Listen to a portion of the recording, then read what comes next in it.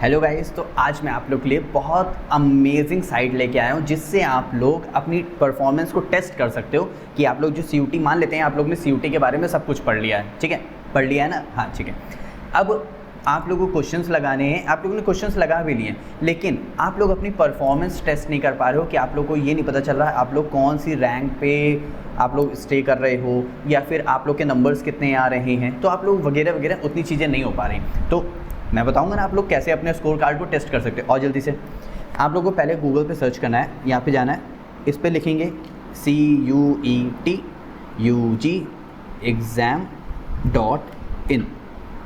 इन है इम नहीं, ठीक है। अब इसके बाद जैसे इस पर क्लिक करेंगे, ठीक है, जैसे ही आपके सामने ये साइट ओपन होके आ जाएगी। अब ये देखो ये ट्रेन जा रही है फ्री मॉक टेस्ट की, जल्दी से इस ट्रेन को पकड़ते हैं, इस पर क्लिक करते हैं, अरे इस पर क्लिक किया, ठीक है। अब मान लेते हैं कि आपको इंग्लिश की परफॉर्मेंस टेस्ट करनी, फिलहाल टेस्ट सभी की करना, जो जो डोमेन आप लोगों ने लिए हैं वो सारे डोमेन्स यहाँ पे, तो आप लोग वो सब टेस्ट कर सकते हो। इंग्लिश हो गया, जनरल टेस्ट हो गया। अब बात करते हैं अगर हम लोग अपने कोर सब्जेक्ट की, डोमेन सब्जेक्ट की, एग्जैक्टली। अब जैसे फिजिक्स, केमिस्ट्री, मैथ और कंप्यूटर साइंस है। अब मान लेते हैं मुझे केमिस्ट्री का ये डोमेन सेलेक्ट करना है, ठीक है। तो मैं इस पर गया, मॉक टेस्ट पे गया, आपको 1, 2 अपने लेवल के हिसाब से टेस्ट कर सकते हैं। अब यहाँ पे आया paper will be conducted for 30 minutes, सिर्फ 30 मिनट्स होंगे। Are you ready? अगर आप रेडी हैं तो ओके क्लिक कर, रेडी हो गए ना। जैसे ही आप ओके पे क्लिक करोगे आपके सामने पूरा इंटरफेस ओपन होके आ जाएगा। आपके पास टोटल 35 क्वेश्चन है, टाइम है 30 मिनट्स का। अब जैसे यहाँ पे दे रखा हुआ है atoms of element B form HCP, अच्छा यहाँ पे HEP नहीं HCP है, lattice and those of the element A occupy, ये पूरा एक क्वेश्चन आ गया, ठीक है।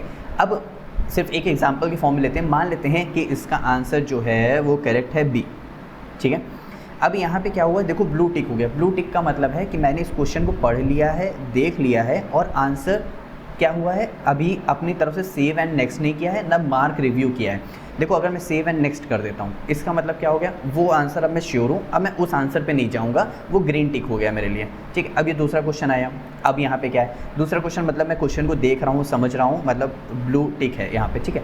अब मान लेते हैं मुझे करना है सेव मार्क फॉर रिव्यू, मतलब मैं थोड़ा सा 50% श्योर हूँ, पूरी तरह से श्योर नहीं हूँ, इसीलिए मतलब जब मैं पूरी अपनी ये शीट को 35 क्वेश्चंस फिल कर लूँगा तो मैं देखूँगा अच्छा ये इतने येलो क्वेश्चंस हैं, मतलब मैं श्योर नहीं हूँ, एक बार मैं वापस आता हूँ, नहीं हाँ मुझे अब ये वाला लग रहा है, मैंने उसको टिक किया और सेव एंड नेक्स्ट कर दिया, सेव एंड नेक्स्ट कर दिया, इस तरह एग्जैक्टली।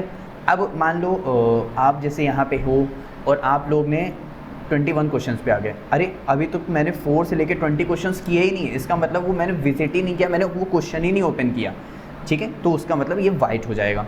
अब यहाँ पे क्लियर है। अब आपको लगता है कि ये मेरा रिस्पांस, जैसे मैंने यहाँ पे क्लिक किया और मेरा थोड़ा सा गलत है, तो मैं इसको क्या कर दूँ, क्लियर रिस्पांस कर दूँ, तो जो आपने ऑप्शन किया था वो हट जाएगा, ठीक है। इतनी बात समझ आ गई कि कैसे आप लोग पेपर्स को अटेम्प्ट करोगे। दूसरी बात, अब जैसे अभी हम लोग आते हैं क्वेश्चन नंबर 3 पे आते हैं। क्वेश्चन नंबर 2 पे हम लोग ने आंसर लगाया था, मान लेते हैं आंसर लगा लिया हमने पी टाइप सेमीकंडक्टर, ठीक है।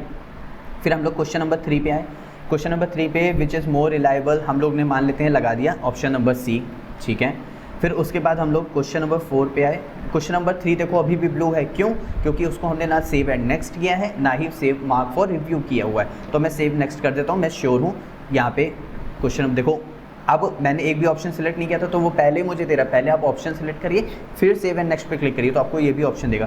तो मैंने यहाँ मोलैलिटी पे क्लिक किया, पहले यहाँ पे ओके किया, फिर यहाँ पे मोलैलिटी पे क्लिक किया और सेव एंड नेक्स्ट कर दिया, देखो 3 वाला ग्रीन हो गया। फिर क्वेश्चन नंबर 4 की बात कर रहे हैं, इसमें कह रहा है calculate the mass of urea और इतना kg दिया हुआ, इतना मोलर सॉल्यूशन दिया हुआ है। मान लेते हैं मेरा आंसर आ रहा है यहाँ पे 37.5 मान लिया, ठीक है। अब मेरा मन है कि मुझे डायरेक्ट 4 के बाद 6 करना है, तो मैंने डायरेक्ट 4 के बाद 6 किया। तो यहाँ पे जैसे ये देखो हमें क्वेश्चन दे रखा हुआ है डिक्रीजिंग द रिड्यूसिंग पावर, ए कितनी दे रखी, बी कितनी, सी कितनी, डी कितनी, तो ऐसे पूरा फिल करते हुए मान लेते हैं मेरा ऑप्शन है क्या कहते हैं सी। अब यहाँ पे देखो अभी भी ब्लू है, क्यों, क्योंकि ना उसको मैंने सेव मार्क फॉर रिव्यू किया है ना ही सेव एंड नेक्स्ट किया, तो मैं सेव एंड नेक्स्ट कर देता हूँ, मुझे इतना श्योर हो जाता हूँ कि मुझे इतना आता है, ठीक है। अब जैसे मैंने आप लोगों को 5 क्वेश्चन बताएं कि आप लोग को ऐसे अटेम्प्ट करना है। अब यहाँ पे अगर आपको लगता है 35 क्वेश्चन हो गए हैं, देखो यहाँ पे ऊपर आपका टाइमर चल भी रहा है बराबर, ये देखो 5 मिनट्स हो गए हैं, ठीक है। उसके बाद यहाँ पे ध्यान देना नेगेटिव मार्क्स के लिए 1 मार्क्स है और अगर करेक्ट करते हो तो 5 मार्क्स मिलते हैं। अब मान लेते हैं मैंने सब पूरे 35 क्वेश्चन कर लिए हैं, मेरा टाइम भी ओवर हो गया, मैंने सबमिट पे क्लिक किया। अब कह रहा है क्या आप सबमिट करना चाहते हो, तो मैंने सबमिट के लिए ओके पे क्लिक किया। ये देखो मेरा स्कोर कार्ड आ गया।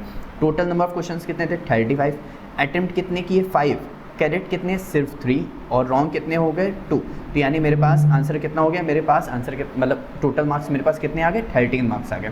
तो ऐसे आपका स्कोर कार्ड जनरेट होकर आ जाएगा। इससे आप लोग के लिए ये बहुत ज़्यादा बेनिफिशियल है कि आप लोग पता कर पाओगे कि आप लोग कहाँ पे स्टैंड कर रहे हो, कितने क्वेश्चंस आप करेक्ट कर सकते हो। ये नहीं कि मैंने सिलेबस पढ़ लिया है, मुझे क्वेश्चन लगाना आ ही नहीं रहा है, मैंने एक भी क्वेश्चन नहीं अटेम्प्ट कर पा रहा हूँ, या फिर मैं अपने आप को टेस्ट करना चाहता हूँ तो मैं अपनी नॉलेज को कैसे टेस्ट करूँ। तो आप इस तरह टेस्ट कर सकते हो, एकदम फ्री ऑफ कॉस्ट है। बस खाली आपको CUTUGexam.in लिखना है। डायरेक्ट जैसे ही आप डन करोगे तुरंत इस पे आ जाओगे। फिर आपको दूसरा मॉक टेस्ट देना है, फिर इस ट्रेन को पकड़ोगे, इस ट्रेन को जैसे ही पकड़ोगे तुरंत नीचे आओगे। अब आपको इंग्लिश देना है तो जनरल टेस्ट देना है, तो आप लोग इस पर भी जा सकते हो, सेम वही प्रोसीजर। Is that clear? अब आपको यहाँ तक कोई भी डाउट है नहीं ना? अगर कोई भी डाउट है तो नीचे कमेंट सेक्शन बता सकते हो, तो हम लोग आपकी डेफिनेटली हेल्प जरूर करेंगे। और इससे अपनी तैयारी को एकदम मजबूत करना बहुत अच्छा इंटरफेस है ये, तो आप लोग के भी बहुत काम आएगा। एक बार ट्राई तो करिए। मिलते हैं नेक्स्ट वीडियो में नेक्स्ट टॉपिक के साथ। Bye bye.